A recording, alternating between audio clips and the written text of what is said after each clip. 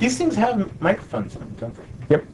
And some of them, I think my Toshiba actually has 3 microphones in it, right? Mm-hmm. It has. Why does it have 3 microphones? So array mics they have the potential to make the signal-to-noise problem much, much better. And the reason is that if you have the way that your ears, one of the ways that your ears identify a source and filter out other sounds is to check the delay between the sound hitting one ear and that same sound hitting the other ear.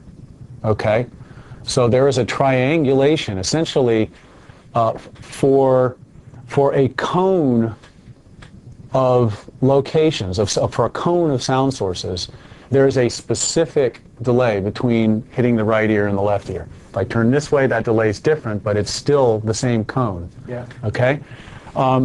What a pair of mics can do is the same thing that the ears do, which is to filter out sounds that didn't come from a particular cone. Okay? If you add a third mic, you have the opportunity to filter out sounds that didn't come from a particular line.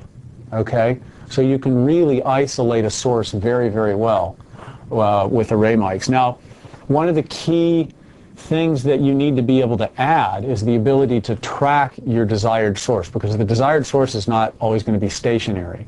Okay, so this combination of 3 good mics, sometimes a 4th mic in order to cancel out the noise of the hard disk. You put another mic by the hard disk and you can get rid of the noise that's associated with the hard disk spinning, okay, as a noise source, right?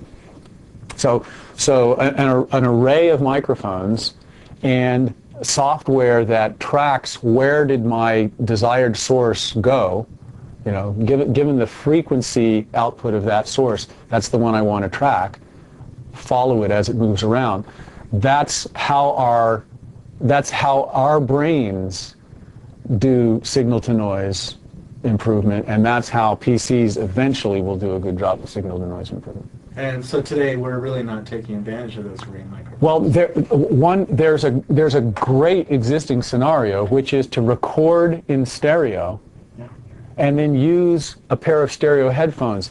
If you get a lousy stereo recording, but you get great channel separation for your ears, then you can use your ear's ability to identify the source. So you get so if you heard it mono coming out of a single speaker, but it was a stereo recording,